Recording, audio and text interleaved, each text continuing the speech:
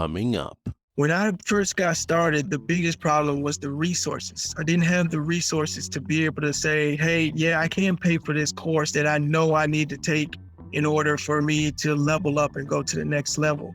And so what I had to do was just get creative. The people at the library know my family personally.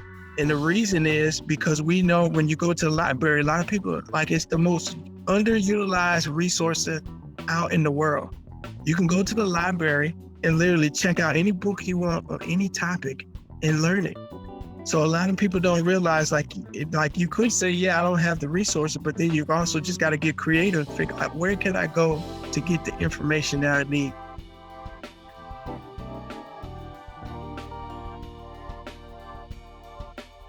So welcome to the Black Gold Podcast. Today with me, I have Coach D, Dovev Weaver, and he is based in St. Petersburg, Florida, and he has the company Closer to Our Dreams.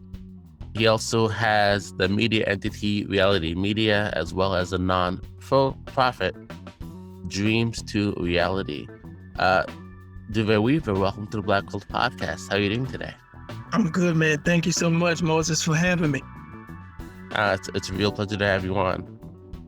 And Dovev came as a reference from Derek Coleman. If you haven't listened to that episode yet, it's the name of the episode is Practical Copywriting. So if you want to up your copywriting game or just listen to his story, I highly suggest that you listen to that episode. So how did you get into what you do? You say that people call you Coach D, and that you're a speaker, you're an author, and you also have this media company. So how did you get started in doing what you do today? Yeah, well, it all started a long time ago when I was basically coaching my son in sports.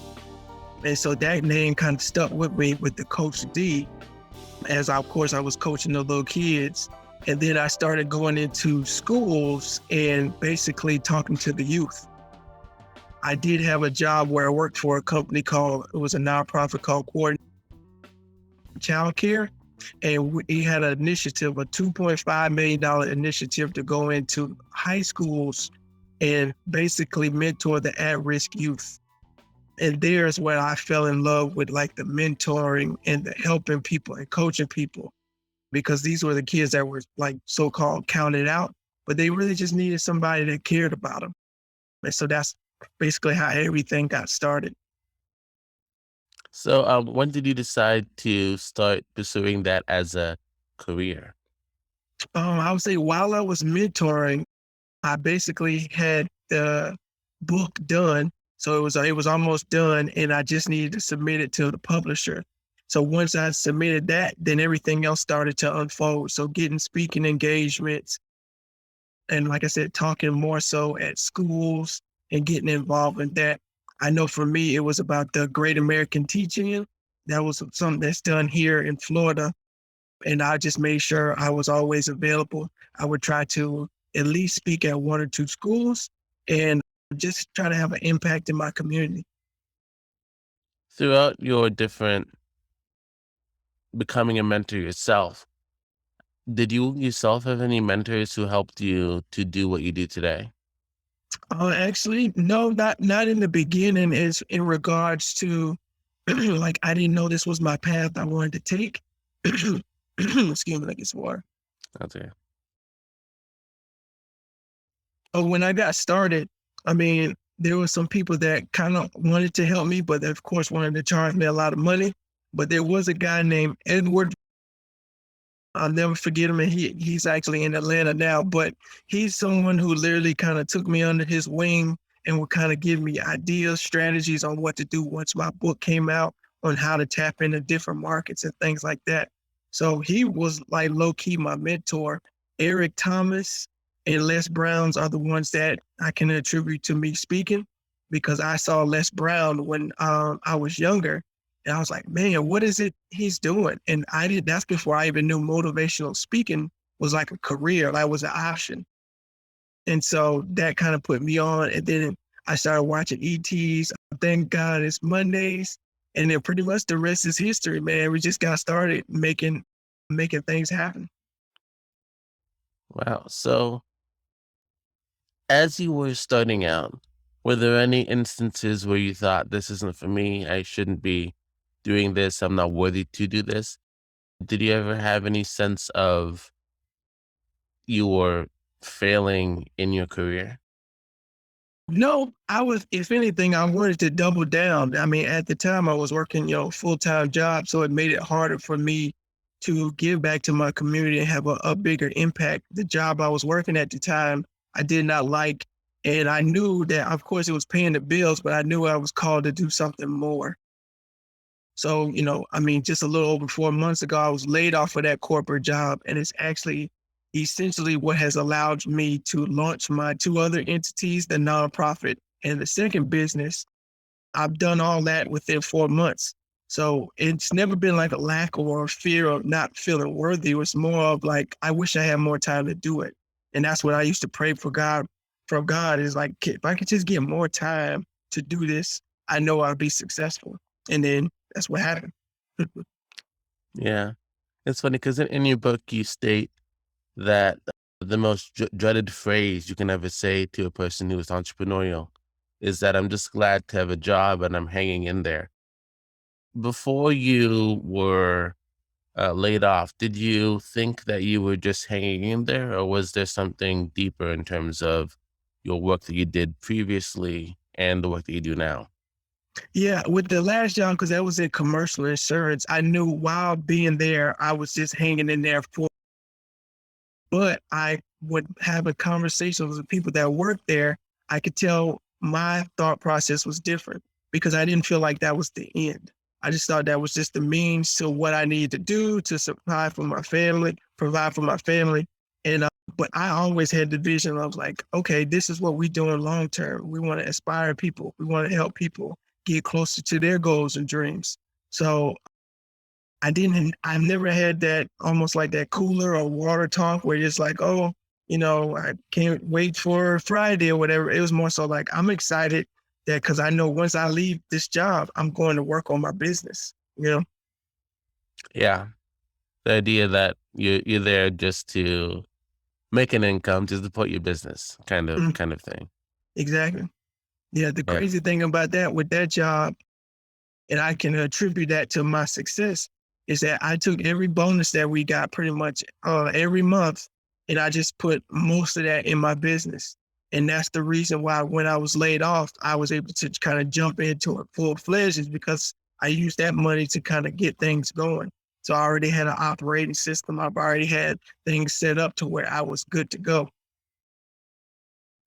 yeah. So, do you think that people who want to become entrepreneurial should do that? Do you think that they should have a job or even a career, and that they should use the resources from their career to fund their business?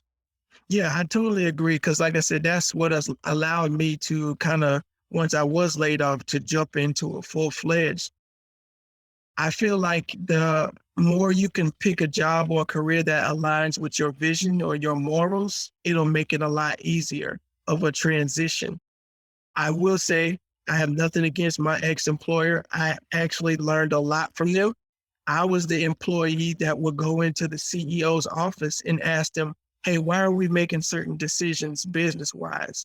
And all I was doing was figuring out why were we doing certain things, even thinking about operating margins. I would ask our treasurer, what is that? What does that entail in regards to a business? And he would either send me a link to like a training or, hey, you need to watch this because it'll explain it to the T what it does and what it can do for your business. So I was the employee that, although I was an employee, I wasn't thinking like, oh, I'm gonna be here 30 years. I'm like, I'm gonna capture as much information as I can. I'm gonna apply it to my business, and then that way, I know for sure it has helped me transition a lot easier. Throughout your career, have there been any tools and resources that you can attribute to what you do today? Let's see, tools and resources. That can be like books, it could be trainings, it could be anything. Yeah, in regards to the job or just in general? generally into Okay. what you do today? Yeah. Yeah, so there's two courses in particular that I took last year that's literally kind of helped me take off.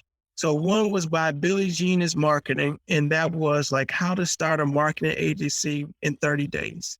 Right. So I took that course. That was right when the pandemic happened. And I was like, man, I got to do something else because I just felt something happening. And so I was like, what is the one skill I could learn that no matter what, people will always need that? And that was marketing, video production. Those are the two things that really gravitated toward me. So I learned that. Then the other thing was like building a coaching program or like almost having that kind of leg in your business. So I took another course with Brendan Bouchard, the high performance coach. And I invested a lot of money, but I invested in actually getting a one-on-one coach, high performance coach.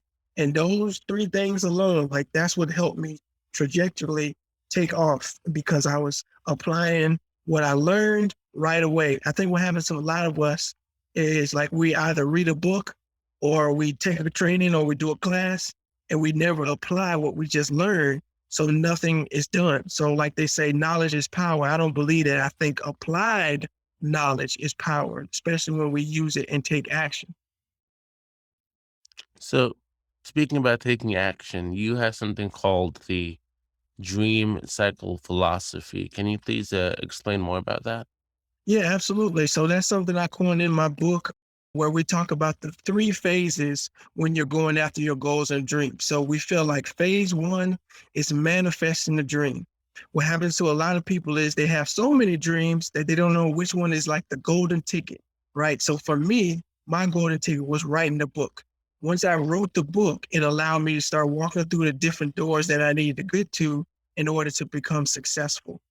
So a lot of times people just need to figure out what is the one big goal and dream that they have, that if they just start moving towards that, they'll be good to go. Second, the second phase is creating the vision. Okay. So even once you have the dream, you have to sit down and come up with a strategic game plan to make it happen. I think that's what a lot of people mess up. They just kind of start going after stuff and never saying, hey, what's my target? What am I shooting for? So you can never measure that. And then the last thing is phase three, and that is taking massive planned action, right? So when you're able to do that and it's strategic, then you will be able to start creating what's called momentum. So one of the reasons I dead set on this is I literally have done it. Like it's not something I just read in a book and like just said, hey, I'm gonna do this. I've literally done this. I applied the three phases to my life, what I'm wanted to do, and now I'm literally proof. Like I've literally had to restructure my goals and dreams because I'm achieving them now. So now I got to go back and say, all right, what's the new goal and dream? And here's the beautiful thing about it, there's no age, like there, like it doesn't mean, oh, you got to do this at 18. Like you could do this at 60. You could do this at 50, 40, whatever goal or dream you want to go after. If you apply this dream cycle philosophy, you will be successful if you're willing to put in the work. So, you talk about the pandemic in terms of having to shift your perspective from your previous career and getting more deeper into what you're doing right now. How else has the pandemic affected what you do? It actually has allowed us to amplify and kind of go worldwide, to be honest. So before the pandemic, we were only focusing on local, like doing local and live events. And because of the pandemic, we literally had to figure out like how can we transition and help people online. So that's literally allowed us to be in different markets like the UK, Australia, London. People are literally hitting me up from all over, even Japan at one point, asking for help. So the beautiful thing about, well, I won't say beautiful, but the way we've been able to transition during the pandemic has been good because of things like the internet and Zoom, being able to jump on a Zoom call and literally coach somebody that's all the way across the world. Some of the members on my team, they're in the Philippines. So, I mean, I just had a call with somebody this morning where we jump on a Zoom call. We learn, hey, what we need to do to restructure the business or create a course, and then we get to work. So that's what the pandemic has done for us business wise.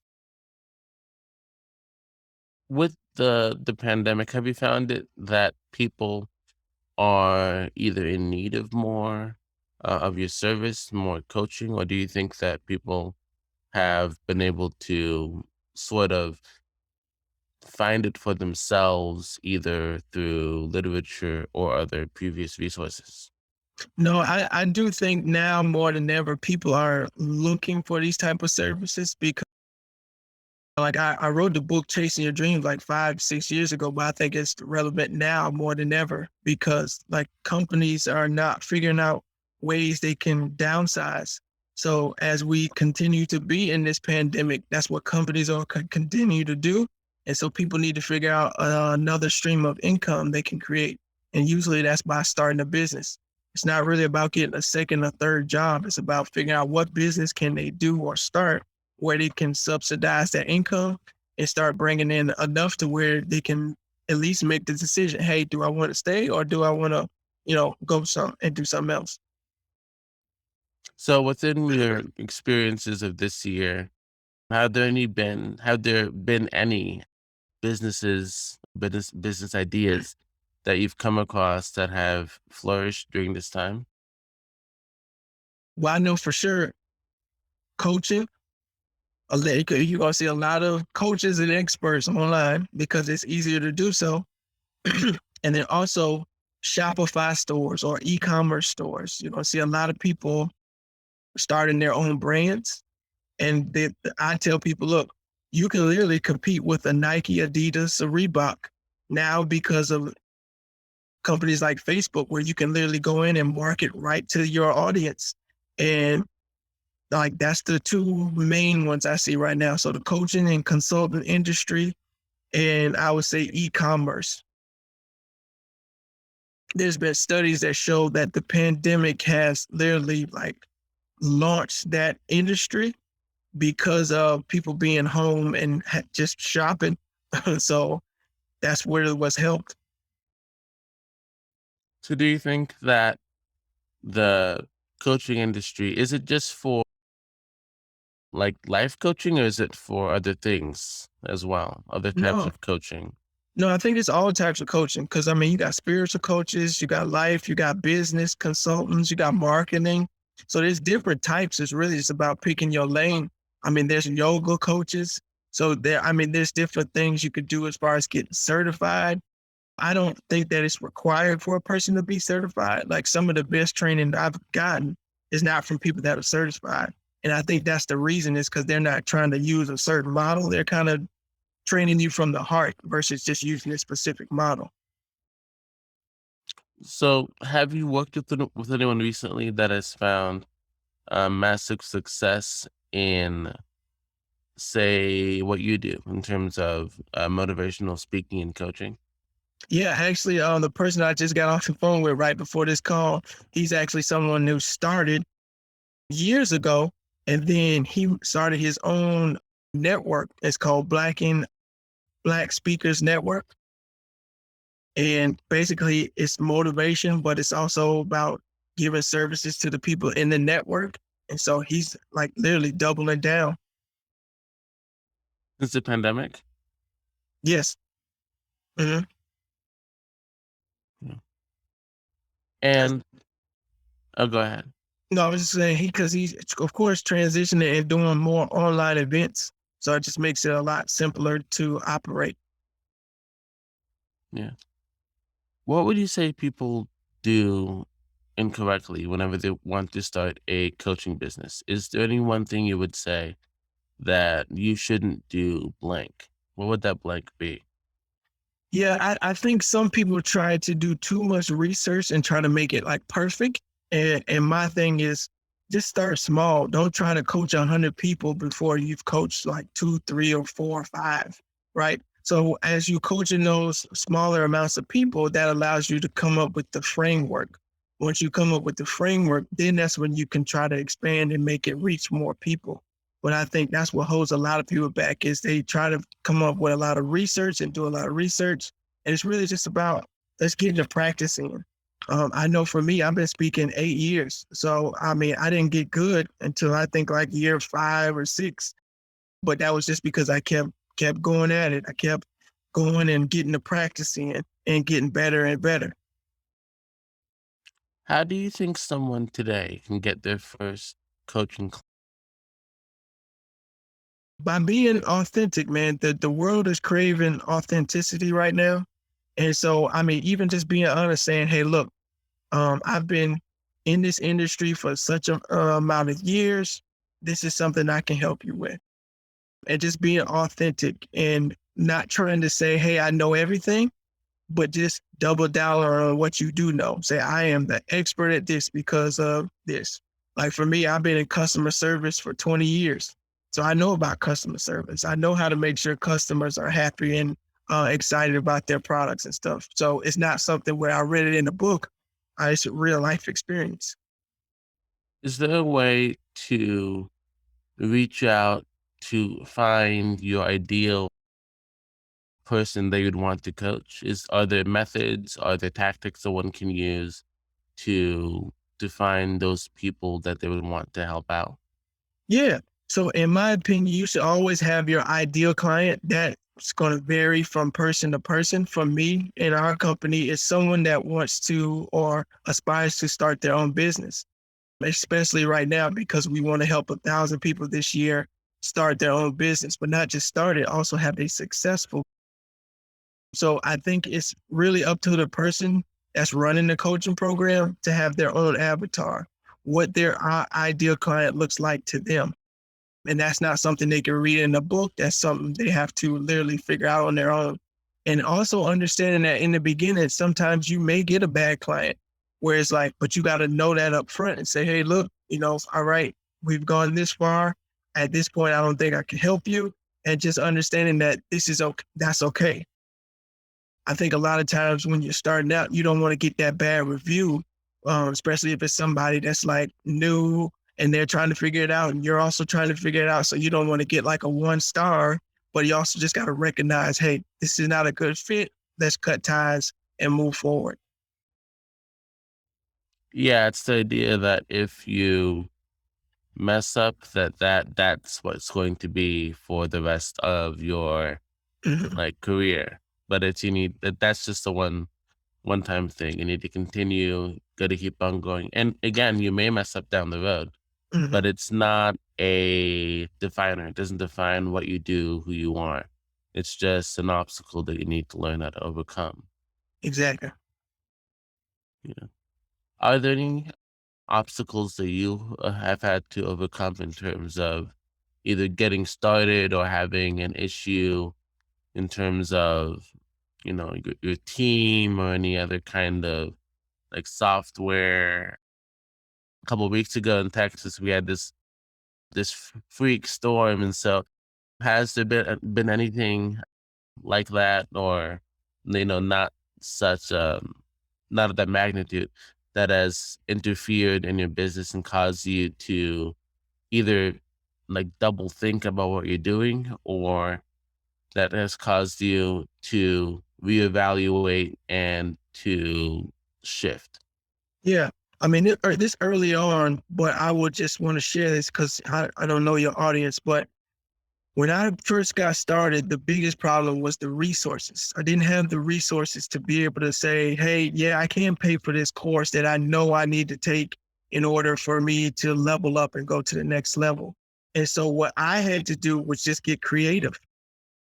The people at the library know my family personally. And the reason is because we know when you go to the library, a lot of people like it's the most underutilized resource out in the world.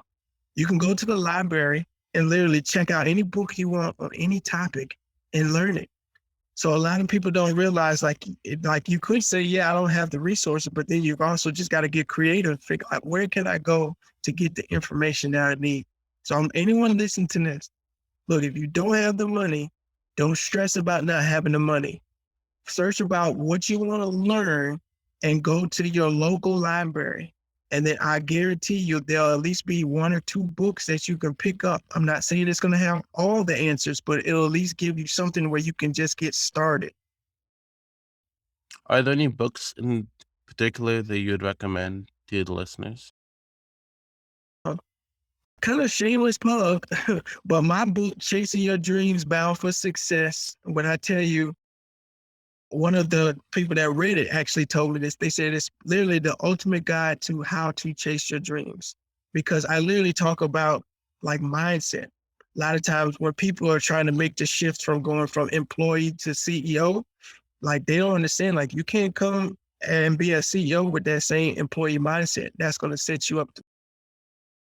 Another book I'll suggest is something called The Secret.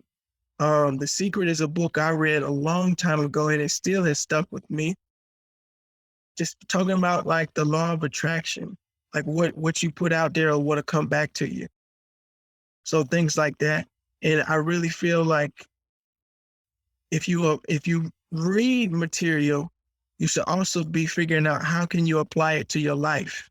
I'm not saying like if you read a book on 10 principles, don't try to apply all 10 principles. Just apply one. And then as you apply one and you get that down, all right, now I can apply another one. And then you just keep getting better and adding more. And then next thing you know, you'll be applying all 10, but not all at once. Yeah. And I remember reading somewhere that someone said that success is like a ladder in that it's not a huge like leap to get to the next rung, but it's like tiny steps. And then eventually you find yourself at the top of the ladder in your field. Yeah. Unfortunately, I haven't heard that saying. Unfortunately, social media and the internet makes it feel like when you follow somebody that they just made it to the top. And I think Yeah. that's why it's so important for me when we tell stories and we do things that we talk about the journey of what it took to actually get here. And the reason we want to do that is because we don't want people to think, oh man, I just woke up and I had 3 entities. No, I had to work. I had to put in the grind. I'm working sometimes 16-hour days, 18-hour days. But I'm like, it's cool because I enjoy it. I'm passionate about it, right? But it's also hard at times. So I think being transparent and understanding that really helps. And people got to know that before they even start taking the journey. Speaking about passion, do you think that passion is something that someone has to have within them? Or do you think that over time they need to find their passion in terms of having a passion to do the work that they want to do? Yeah. I think it's over time. It builds. Because if you ask me at 21 or 20, when I was 20, what I was going to be doing, it was playing in the NBA. It was not, it was not coaching people. It was not mentoring kids. It was nothing like that. But over time, I felt like God has put this calling on me, which has been a little unique at times because it's felt, and sometimes I resisted it like, no, man, I don't want to do this. I don't like, this ain't me. I don't want to do this. I want to play basketball. But I just kept getting the nudge like, no, this is what you need to be doing. When I got that call a little 4 months ago when I got laid off, it was actually, I got scared for a split second, but then it was like God was pushing me like, oh, this is what I've called you to do. And now you'll be able to help more people. And then as you become more successful, you give me the glory. And then, everything else will come into place. So I do think that over time, a passion can be developed. Because, I mean, at 17, 16, we don't know what we want. So that's what also the point of having mentors and people that come into your life. Like, for example, watching I still remember watching that first Les Brown DVD where he talked about when you fall down, just making sure you land on your back so you can get up. Mm. So I was like, man, I still remember that. That was like over 10 years ago, but I still remember it because it was so powerful. Yeah, that's one of my favorite Les Brown tapes as well. Okay. Okay. Yeah. See? Yeah. Yeah, yeah, because it is pretty cool. The idea that if you can look up, you can get up, and it's that idea of wherever you have your eyes, you can also move your body to get there as well. hmm I love that. Yeah. So in terms of actually getting stuff done, what do you recommend to someone who has their plan laid out? They have these ideas, they have things like the software set up and all that, the website set up, but they're just having difficulty taking action. What would you say the first step that they should do in order to have like the domino effect of action taking? Yeah, I love this question. I'm getting chills now as we talk about it. It's about their environment. So you gotta make sure you get around other people that are aspiring to be what you are, and they're further along than you. Because I guarantee you, when you're in those conversations, like, you're not thinking about the small things that maybe other people are not. So I'll give you a perfect example. Like, when I started on this journey of entrepreneurship, a lot of my friends are not in the same path. So what I understood innately is that I can't, if I want to become successful at being an entrepreneur, I need to get around other entrepreneurs. If I want to make $1 million, I need to get around other people in business that are making $1 million. And so I'll tell this person, you got to get around people that are movers and shakers in the industry that you want to be in. And then you also have to have what's called accountability partners, right? And sometimes that's even partnering up with a business partner with the strategic intent of, I'm partnering with this person because I know they're going to push me. And I know they're not going to allow me to just kind of let my dreams stay dormant, right? So I'll give you a perfect example. Someone I've been doing events with, it's coming up on 4 years now, is someone I strategically partnered with because I knew that he was a project manager at heart, and that's what his profession was. So he would always be like, all right, what we doing? What's the next step? And it wasn't just about this rah rah, hey, we excited. It was like, all right, what we doing? How many sales we making? Like, do we got the website up? Like, all of that type of stuff is important, especially when you're trying to build something and start getting customers. So it's the idea of having a group of people, at Hmm. least a group that can Yeah. encourage one another, so then that way there's no one that's lacking, no one with need, and so on and so forth. Yeah. And one of the things, we're closer to our dreams, which I'm super excited. I'm partnered with my cousin with, and that's why I'm excited about that. But we say we want to create a community of dreamers. We wanted people to get in our community. So not so that they can feel like, oh, it's exclusive, so that we can help each other, so that we can lift each other up, because we understand that when you're going after a goal and dream, it's going to be a lot of people beating you up saying, man, you need to quit. That dream ain't paying to do, or that goal you're going after, you're not getting any traction. And so the goal is to create a community where you can come in there, you can share your goals and dreams and not feel like you're going to get attacked. You're going to get encouraged. Like, man, what do you need? How do we get you to the next step? You know? And that's why we're so passionate about it. Where do you think people can go to find more people that are doing what they do, either in their area, or as you say that you've come to realize now, since COVID, you can have a global reach. Are there any places people can go to find those like-minded people? Yeah, absolutely. I'll give you a few. So anybody listening to this, so one, right now, I'm sure everybody knows about Clubhouse. So Clubhouse is a great opportunity for you to jump into communities. And not only can you jump into the community, you can actually learn something if you get on all the right calls. Go in there with the heart to serve and just connect. Don't try to go and, pitch in whatever you're doing. Just go in to learn, listen, and connect with people. The other one is Facebook groups. There's a Facebook group for everything. Okay. So if you just search in the little Facebook search, and then it'll tell you if there's a group for it, and then just join it. I would say the bigger the group, the harder it is to engage. So try to find ones that are a little bit smaller, because they're still trying to connect with everybody. So it makes it a little easier. And then the other thing is YouTube. Believe it or not, there are a lot of people that create communities around YouTube, and you can literally go in there, comment, meet some people, and you might meet some good connections that could either turn into business partners, or you never know.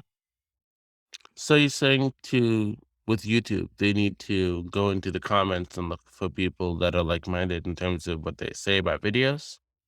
Yeah. Yeah. And then just try to stay around people like that. Like, of course, there's gonna always be negative people.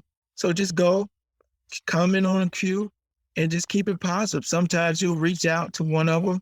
And a lot of the people, especially when they have a smaller channel, are open to being on things like this podcast or being interviewed. A lot of people want to be interviewed.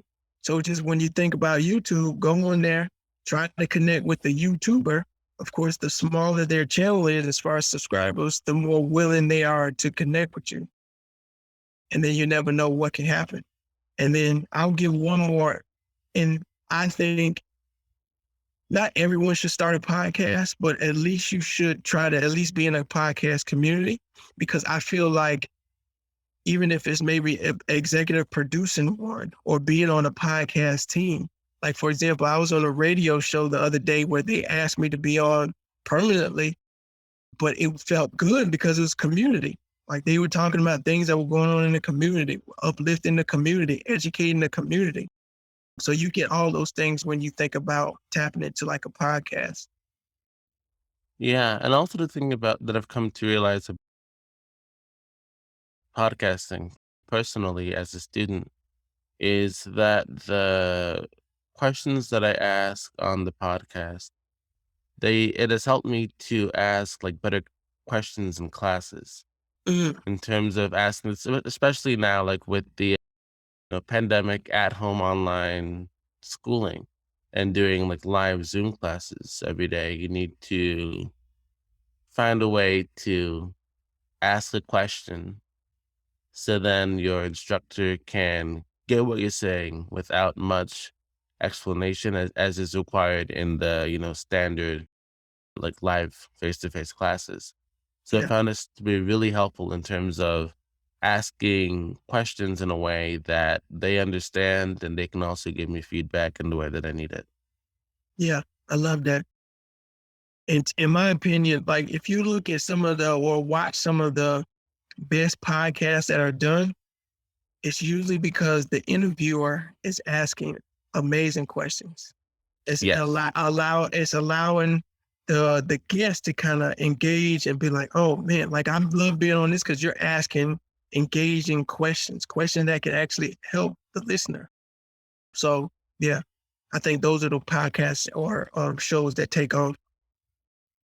So speaking about YouTube, speaking about podcasts, do you think that people who are on to a podcast should also be on YouTube, or do you think that they should be two separate entities, one for audio and another for video?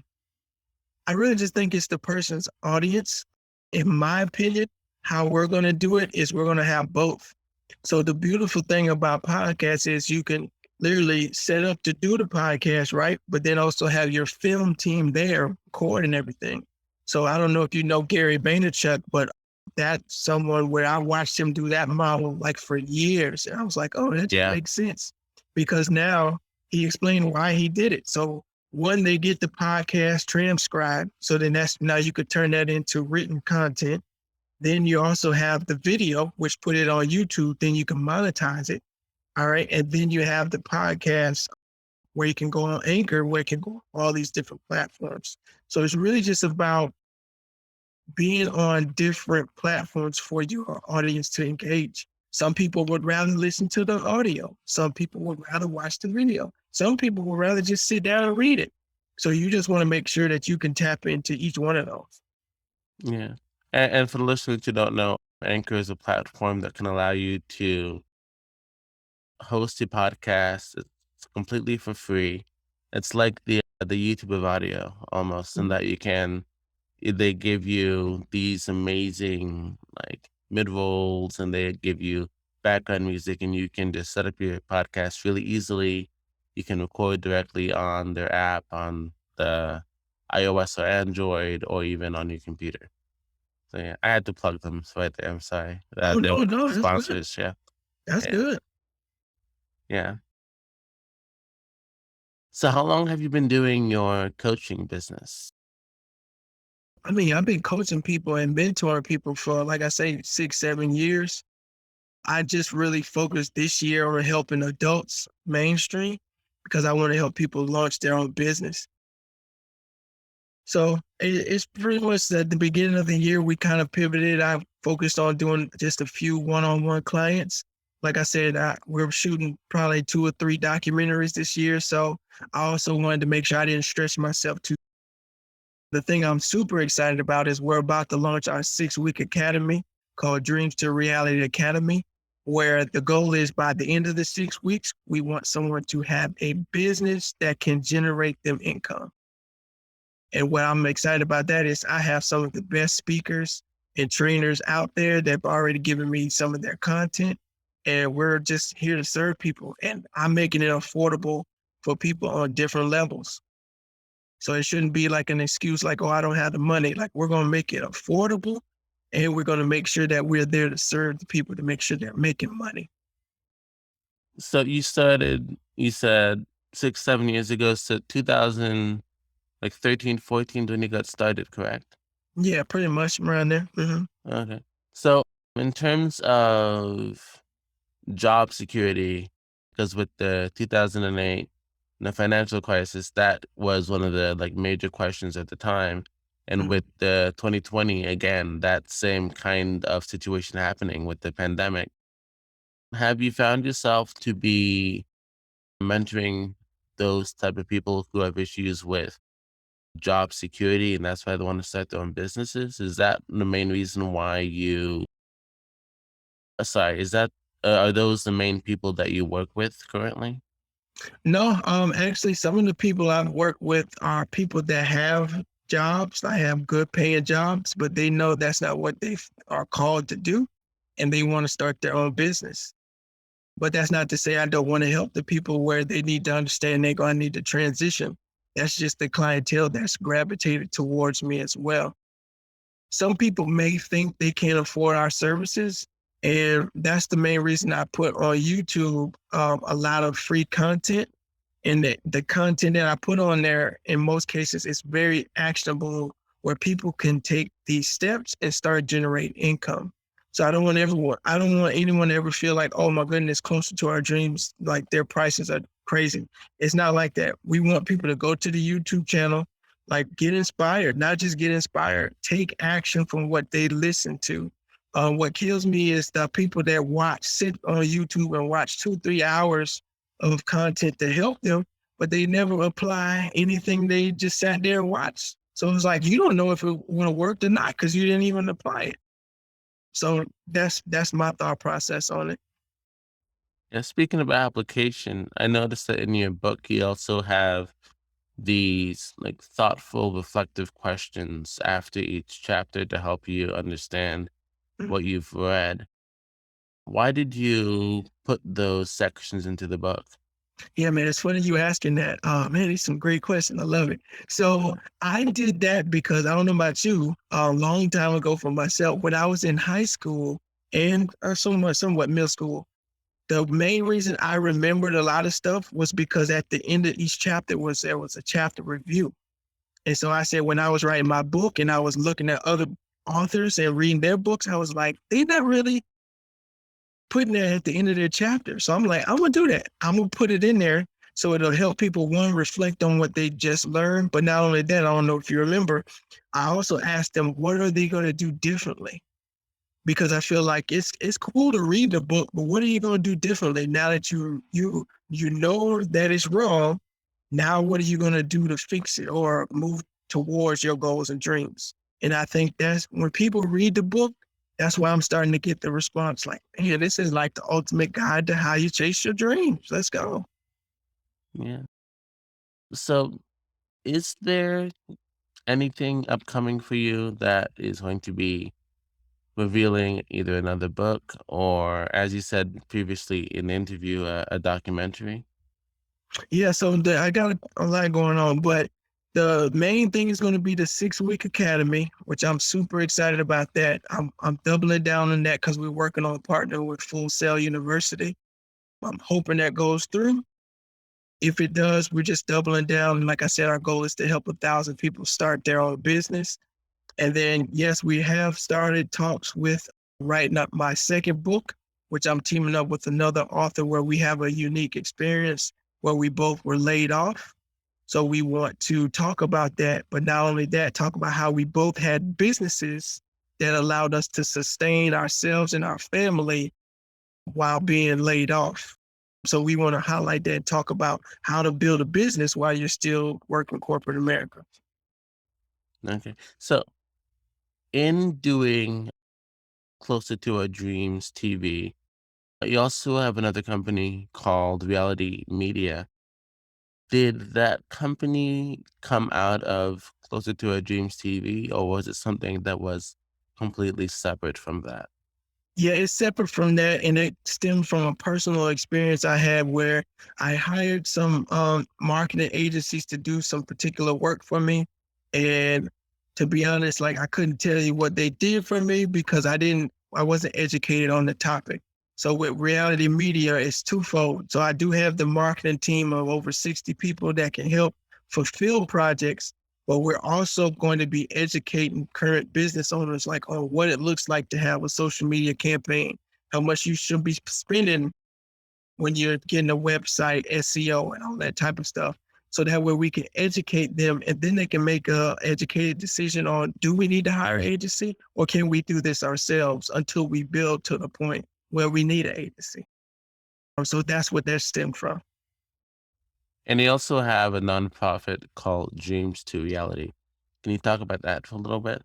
Yeah, absolutely. So Dream to Reality Foundation is a nonprofit where we're going to go into middle schools and high schools and teach the kids about entrepreneurship and different professions that may not be glorified. So in industries like procurement, like you ask a kid, what is procurement? They couldn't tell you, right? So we want to go in and just talk to the kids about the baker, the butcher, the candlestick maker, and people that have different professions that maybe they just didn't know about. And we plan to partner with different schools, go in and do either 1 or 2 day workshops to help the kids get a good idea of what they can become. What would you say is a profession that the kids don't really know that much about? I'm just gonna say it again, procurement. I mean, right out the gate, it's a six-figure job.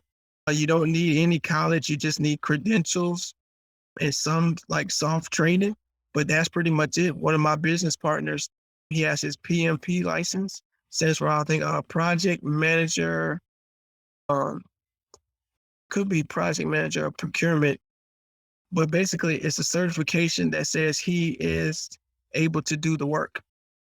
And he's doing that for New York Life, a Fortune 100 company. No college education. Not saying college education is bad. It's just that people should know there's other options. Because the college, just be honest, Moses, college is not for everybody. There's a reason why there's a lot of freshmen when you go to school. And then by the time you become a senior, it's not many people graduating, right? And so Right. it's because college is not for everybody. Yeah.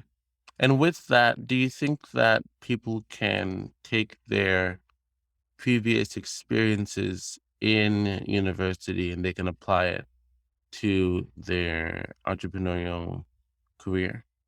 Yeah, I definitely agree. I think that's possible. The biggest thing you should take from it is the networking.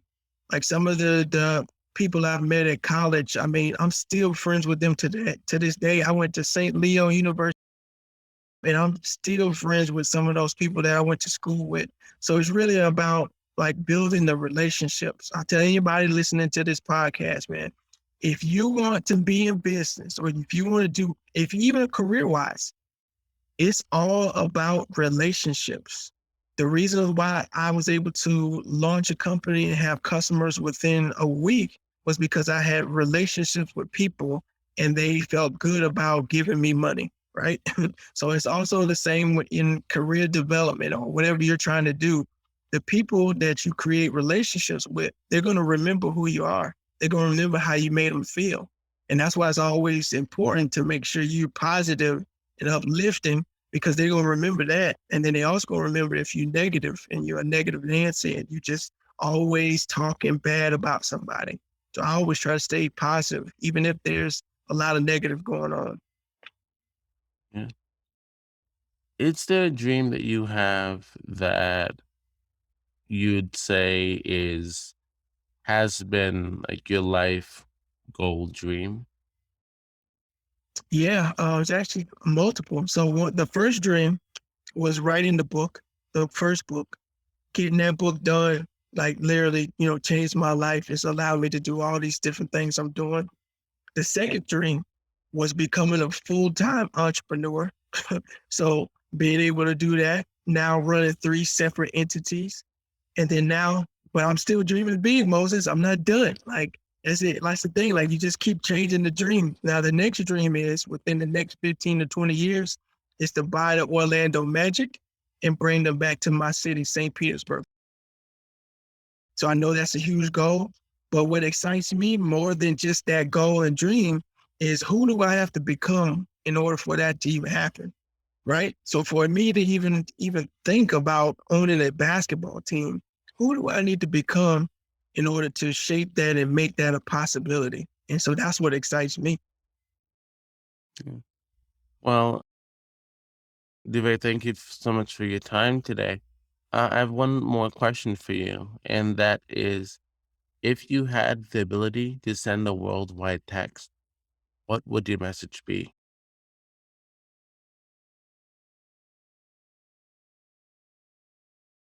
And I guess I gotta stick with my heart, man. I would say chase your dreams because at the end of the day, your dreams can impact generations. Why would it be that? Because I feel like that's basically in essence me chasing my dreams and being able to achieve them has allowed me to not just change my kids' life, but change my kids' life. And not only that, now what I'm doing in the community. So if I had not chased that dream, it would not have allowed me to help as many people as I'm about to help. And I feel like there's a lot of people out there where their dreams are dormant somewhere and they're not even thinking about them. But if they were to just chase that dream and go after it with everything they got and they achieve it, not only does it help them, it helps their community, it helps their family, and it helps generations beyond them even understanding. Well, Dave, this is a wonderful conversation. Thank you so much for your time. Thank you so much for having me, Moses, man. And I'm just grateful to be on the show, man. Truly appreciate it. Thank you very much.